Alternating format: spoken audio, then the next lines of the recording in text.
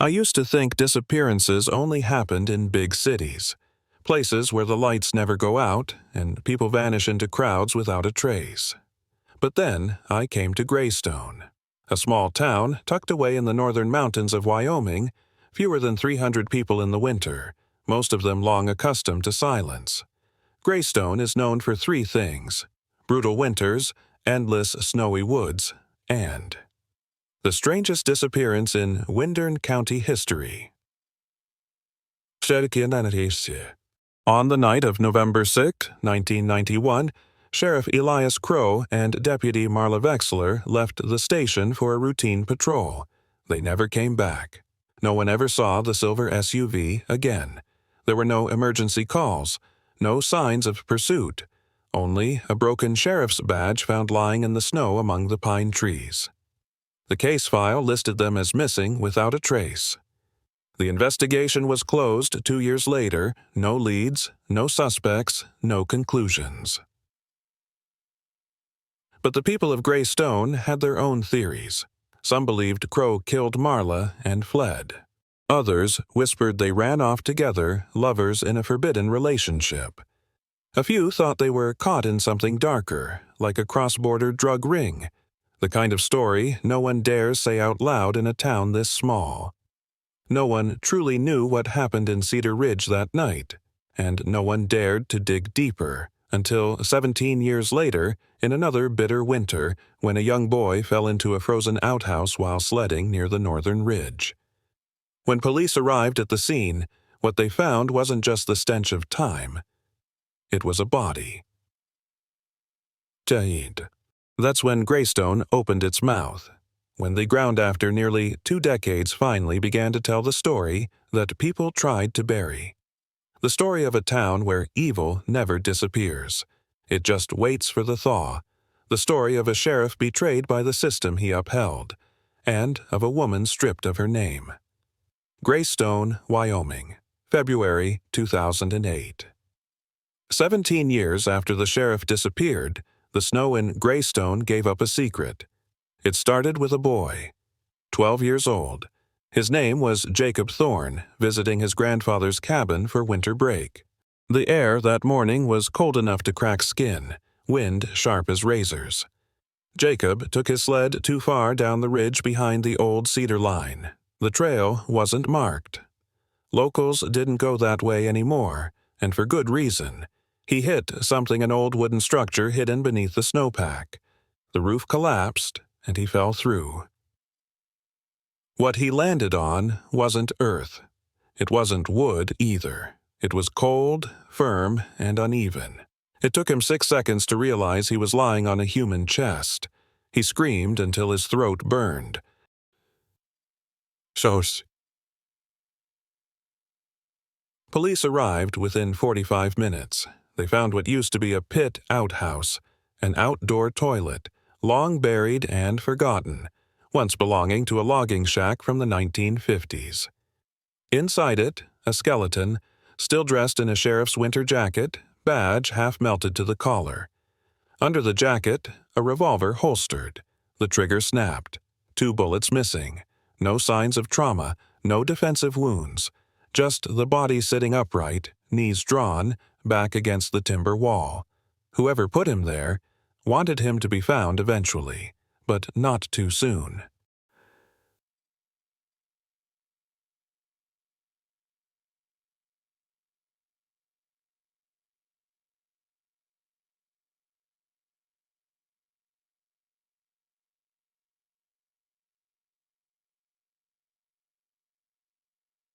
When they ran the badge serial number, the report came back in red. Elias Crow, Sheriff of Windern County. Missing November 6, 1991. For the first time in 17 years, the town's silence broke. The newspapers called it the long cold grave. Old rumors came back like plague rats. Crow had run off. Crow was a traitor. Crow had killed Marla. But now he was the one in the ground. So the question shifted. Where was Marla Vexler? And more importantly, if he died here, who put him there? The autopsy was inconclusive. No major fractures, no stabbing, no gunshot residue. But inside the sheriff's mouth, tucked behind his molars, the coroner found a scrap of fabric. It was dark red, canvas, stiff from blood and time, and on it, faint but unmistakable, a single embroidered word, Marla. When the news of Elias Crow's body spread, most people in town pretended not to care. But some couldn't sleep. One of them was Bert Lanning, now 63, once the only mechanic in Greystone back in the 90s. On the night Crow and Marla disappeared, Bert was on the night shift at his old garage, about 300 meters from the Waypoint gas station. And he was the last person to see the silver Bronco still moving. In 1992, police questioned him, but Bert lied. He claimed all he remembered was the radio and wind rattling the tin roof. No car, no people. But after Crow's remains were found, Bert made an anonymous call to the sheriff's office. "I need to correct something about that night." They brought him in again. Bert sat quietly in the interview room, eyes fixed on the cold tile floor. He said, still trembling, "I saw their vehicle. Around 10 p.m., headlights off, parked near the old bar where the pizza shop is now. 3 people got out. One was Marla. One was Crow.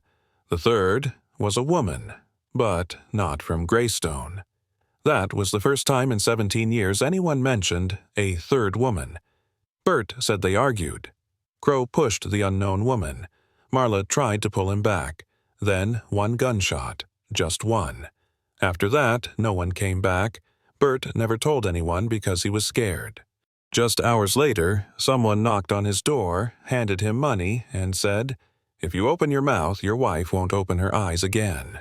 Weeks later, his wife Linda died from falling down the stairs. The file said it was an accident. Bert never believed that. When asked why he came forward now, he simply said, "Crow deserves the truth, and I'm old. They don't kill old men."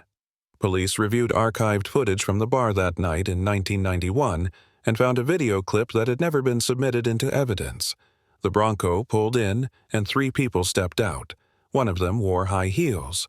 Digging into old staff records from the Pine Line. The bar from that night, they found a name crossed out by hand in the logbook. Julianne Cord, bartender, resigned abruptly in November 1991. No one knew where she went. But a utility bill surfaced in the name of Cord in Casper, Wyoming, dated December of that same year. And for the first time in nearly 2 decades, people began to ask, if Crow died here, maybe Marla had been left behind. From Julianne Cord's letter, the investigation team began combing through the entire personnel file of the Windern County Sheriff's Department between 1986 and 1992. Among nearly 30 names, only 2 had no trace after 1993. No transfers, no retirement, no death records. They simply disappeared from the system. One of them was Kyle Presson, once a patrol officer, someone the local press once called the hero of the '89 snowstorm for saving a stranded family on the mountain pass. That name vanished without a trace, except for a single black-and-white photo in the newspaper archives. He stood next to Elias Crow, smiling, with blood on his hands, blood from a woman in a car crash. Investigators traced Presson's last known address to an abandoned cabin in Cheyenne, Wyoming. Inside, beneath nearly 2 decades of dust, they found a wooden crate filled with old photos, a badge, spent bullets, and a leather notebook. Inside the notebook was a list of women's names, most of them hyphenated surnames marked in red ink. Delivered. No drug response. Died before transfer. At the bottom was a final entry. Marla Vexler. Night 93, unresponsive. The lead investigator had to pause a few seconds before reading the final line beneath it. Return to Station R3. No transfer, no record. Await instruction. Station R3 didn't appear on any state maps, not in federal databases, not in any Department of Homeland Security records. But one man remembered. Someone no one expected. Elias Crow's father. Now nearly 90, living in a care home near the forest. When asked, he simply sighed and said R3 wasn't a station. It was a waiting room, a place for those who no longer had anyone left to call. He handed them a torn, faded scrap of paper with pencil markings. R3, cave behind the old signal tower, where the forest has no snow. The team departed that night. At 3:14 a.m., they found a narrow mountain cleft hidden among thick pines nearly 40 meters deep, leading into a man-made rock chamber, its entrance chained shut with rusted links. When they broke in, they found what was left of waiting room R3. 2 rusted bed frames, a flickering ceiling light, and a wall covered in names scratched by fingernails. On the floor beneath the wall was a police jacket, name stitched, M. Vexler. But there was no body, no blood, no one. Only a dust-covered cassette tape with a handwritten label, Last Conversation. And that was the moment they realized Marla Vexler had never disappeared. She'd been held, intentionally, by the very people this town once called heroes. The cassette tape was brought to the technical lab in a partially degraded state, the label peeling, with only a few handwritten words still visible, Last Conversation. The old player was restarted after several failed attempts. When the first static hiss came through, no one in the room breathed. Then a woman's voice broke the silence, hoarse, weak, but unmistakably clear. "My name is Marla Vexler. If anyone is hearing this, it means I'm no longer here. But if you're the one who found me, I need you to understand one thing. Elias Crow didn't kill me. He was the only one who believed me." Her voice cut in and out, interspersed with coughing and the sound of clinking chains. She spoke of the night of November 6, 1991, when she and Crow were dispatched to patrol Cedar Ridge.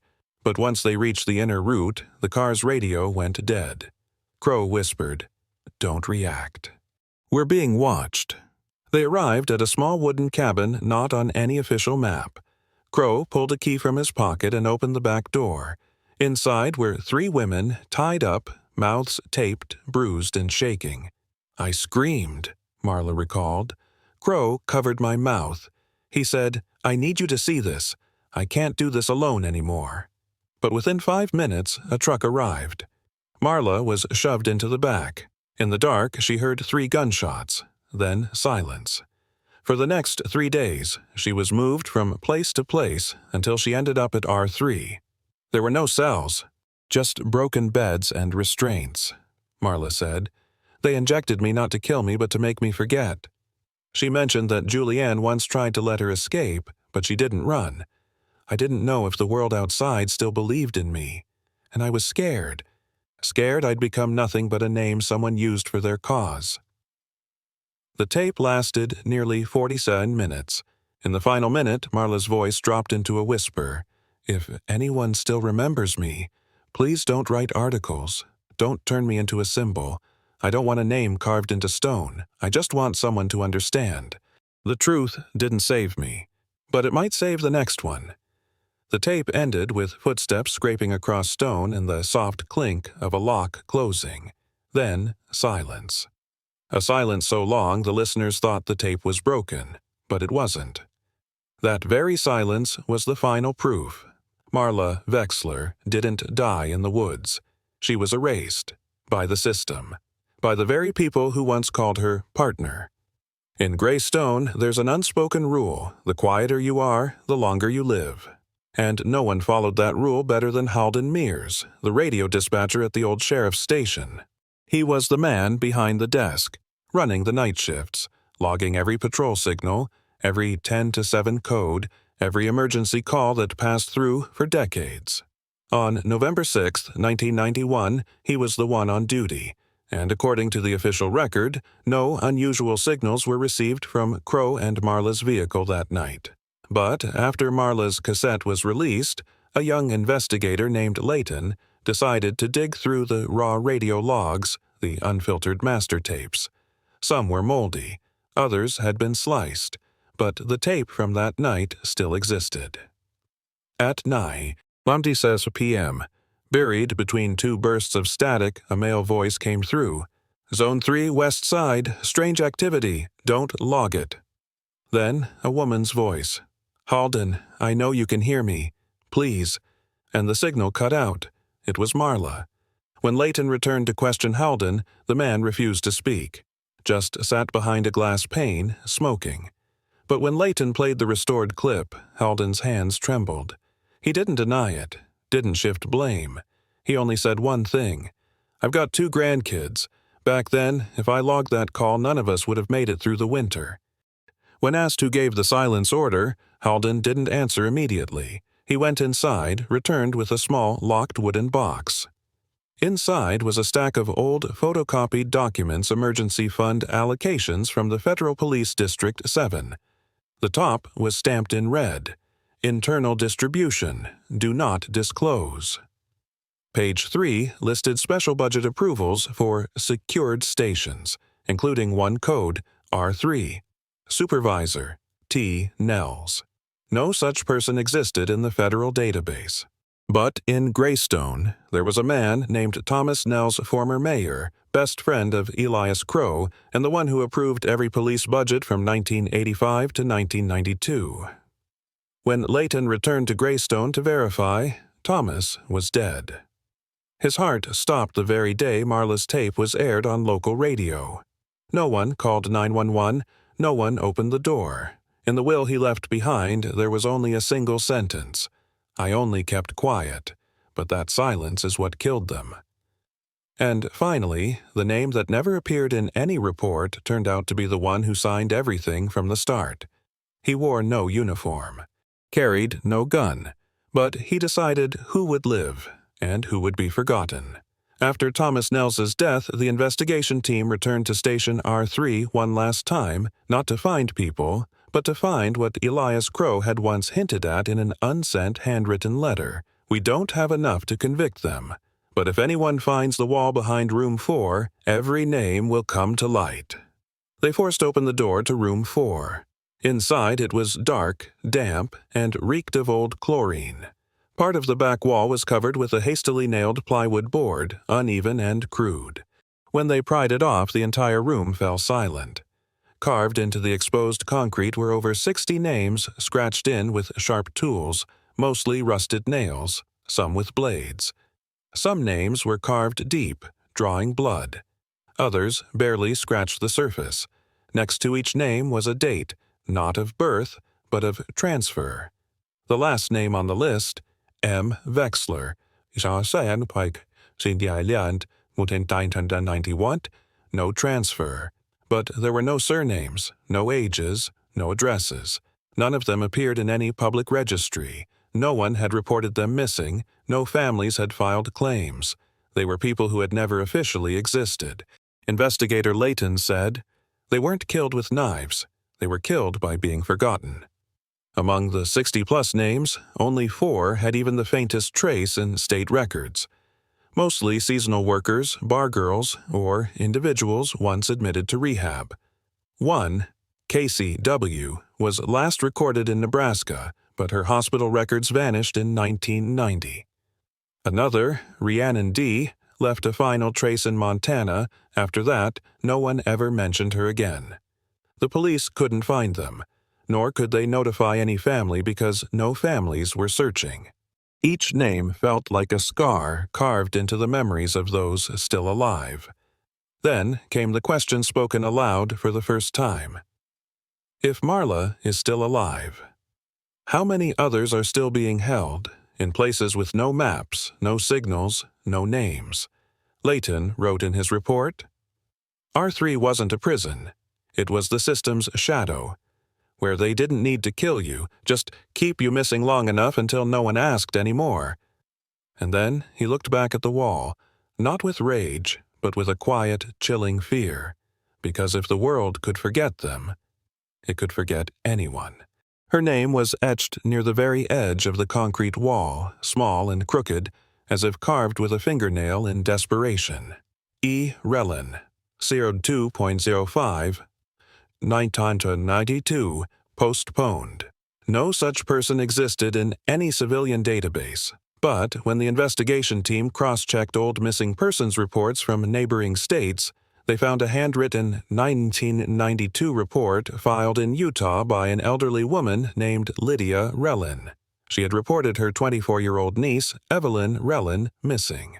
The file was never processed due to missing documentation. The name disappeared into the dust of tens of thousands of untraceable cases. But Evelyn had existed, and maybe she was still alive. They followed leads through old medical records, canceled bank cards, and one emergency call made in Nevada in 2017. A caller with no name given, but the voice matched the Marla tape with 92% accuracy. The address was a gas station long abandoned, 30 kilometers off any highway. They went there on a foggy morning, silent, holding onto a fragile hope that this time they weren't too late. And then they saw her, Evelyn Relin, sitting on the cold concrete floor, wearing an old military jacket, hair half gray, eyes unfocused. She didn't run, she didn't scream. She only asked one question. Are there any others still alive? Evelyn was taken to a medical center under federal witness protection. For the first 2 weeks, she said nothing, except to ask for a blank cassette. On day 15, she pressed the record button herself and spoke for 31 uninterrupted minutes. What she revealed could never air on TV. No network dared broadcast it. Because this wasn't just about a secret organization, it was the structure of silence. She described transfer stations, not just R3, but also R4 in Texas, R5 in Montana, R7 near the Canadian border. She described the holding warehouses used to keep people who had witnessed things they shouldn't have, unprotected witnesses, disbelieved victims, officers who tried to blow the whistle but were sent on recovery leave. They weren't killed, but they were no longer legally alive. Evelyn said, "We were trained to forget, but fear never forgot me." And then she mentioned a name. Marla is still alive. She was the last one to speak to me before I escaped. She told me if I survived, I had to find someone named Leighton. Leighton froze. He had never met Marla, but somehow his name had been burned into the memory of the last one still alive. No one knew how Marla knew he would end up investigating this. No one understood how Evelyn had survived 27 years, but when she walked out of the interrogation room, turned back and said, "I didn't come back for revenge. I came back to end it." The entire silent system began to tremble, and for the first time, someone returned from the bottom of the list. Her name was at the very bottom, so small it was nearly unreadable. E. Relin, so 205, 1992, postponed. No one knew who E. Relin was. No medical records, no tax ID, no photo. But when the investigation team released the wall, an elderly woman in Utah called. She said her name was Lydia, and back in 1992 she had hand-delivered a missing person report for her 24-year-old niece, Evelyn Relin, who once lived in a religious shelter near the border. The form had never been processed. The official reason? Insufficient ID. Evelyn vanished after a volunteer interview. No one called back. No follow-up contact. Lydia said she never buried her niece, but she never stopped looking into the eyes of homeless women searching for something familiar. Investigator Leighton began tracking the faintest traces. A water bill linked to an anonymous account in Nevada, an unregistered emergency call in 2017, and a security camera that caught the shape of a woman in a hooded coat standing outside a bank ATM at 3 a.m. in the middle of the desert. Her walk had a slight limp. Her left hand clutched her chest. And one detail no one expected: a torn patch on her collar embroidered with the letter V. Nearly a month later, they found her. Evelyn Relin, living in an abandoned shipping container deep inside an industrial scrapyard near Elko. She didn't flee, didn't speak. When brought to a medical center, she asked for one thing: a blank cassette. 16 days later, she locked herself in a soundproof room, pressed record, and spoke for exactly 34 minutes and 11 seconds. Her voice no longer carried fear nor hope. She simply recounted, slowly, each person, each face from R3. Some had fallen asleep and never woken up. Some cried silently for 12 years. One man had torn out his own tongue so he'd never have to answer again.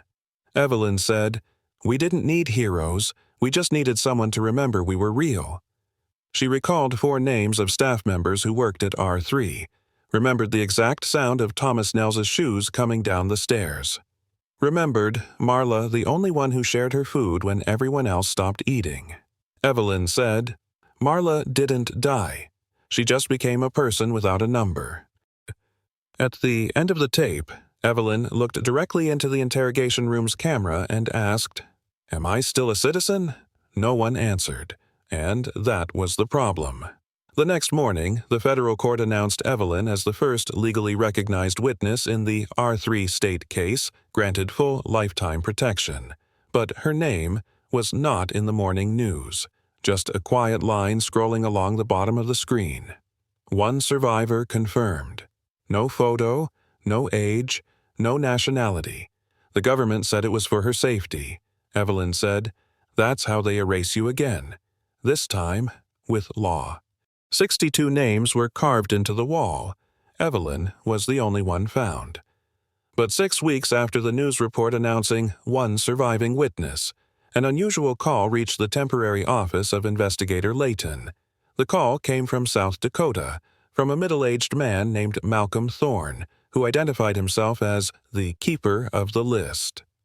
Malcolm had once been a trainee nurse in a nameless federal program tasked with handling uncooperative emergency cases, a euphemism for removing difficult individuals from the system. He had disappeared in 1998, and now he wanted to return what remained. The meeting was arranged in an abandoned church, no cameras, no lights, just 2 moldy wooden chairs and a paper bag filled with documents. Malcolm spoke one sentence. "I only kept the list. I never knew. They wouldn't come back." Inside the bag were 8 carbon copies of subject transfer forms, each stamped with a special code and labeled non-repatriation holding. One of them bore the name A. Vexler, intake date 1706 to 1994, and Layton froze. Because that name wasn't on the R3 wall, it didn't exist in any system. It had never been mentioned by Marla, Evelyn, or any witness. It was name number 63. The 9th person beyond the list A name no one had written down. Someone no one had looked for, yet someone who had still been kept. And the part that changed everything, A. Vexler was a minor at the time of the intake. Malcolm said, his voice hollow as if buried in ash. He was the brother of a victim. He didn't belong there. Layton demanded a location. Malcolm remained silent. Then he pulled out an old map, marked a spot deep within a national forest in Oregon. When the team arrived, they found a metal bunker buried underground, disguised as a weather research station.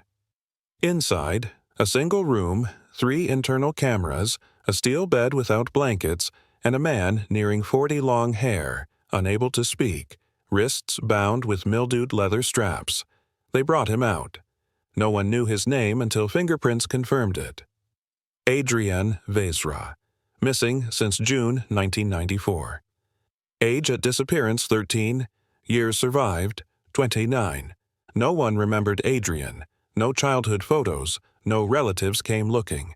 But during his first psychological screening, one trace remained in his fractured memory. He used blood from his fingertip to scrawl one name across the glass wall of the clinic, Marla. 7 months after Adrian Vexler was found, the media called him the boy in the bunker. Congress announced a federal inquiry. Several former heads of secure units were named. But Layton didn't believe the case was over, because in Adrian's final interrogation, he had written a strange sequence on the whiteboard. A7, R5, 12, B3, light. No one understood. The FBI assumed it was neural code. The NSA called it trauma patterning. But a junior tech in logistics recognized the format it resembled the folder path structure of an old military network used by isolated weather outposts. When they traced it back, they found an internal portal still live, labeled LightNet. Inside wasn't weather data. It was a map. an interactive map showing nearly 19 unregistered civilian monitoring sites scattered across the U.S., each with its own code, surveillance logs, medical files, and current status. Status of R3, erased. Status of R5, active. What did that mean? It meant R3 wasn't the center. It was just one branch, a temporary site. The real system had never stopped. Layton requested deeper access. Denied. He was pulled from the task force. Media coverage ceased. Funding was abruptly cut. A week later, the R3 investigation unit was shut down. Computers wiped. All files marked internal hold. No contact with witnesses allowed. Evelyn Relin vanished a second time. Adrian was transferred to a deep medical recovery zone. Layton realized then he was no longer an investigator. He had become a target. But before leaving the office for the last time, he copied the entire LightNet archive onto a personal hard drive. The only copy, and in that drive he found his own name. Layton.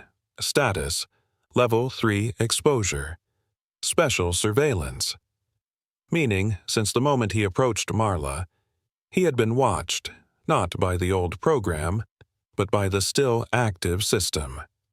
On March 12, 2020, a 90-minute anonymous video appeared online. The voice was distorted, no faces shown, but the LightNet map filled the screen. Nodes R1 through R9 illuminated. Then a deep voice spoke. "We survived. But we will not stay silent. This is where they keep people. This is where truth is forced to breathe in the dark. If you're watching this, remember, the system never disappears. It just changes its name." The video ended with a single line.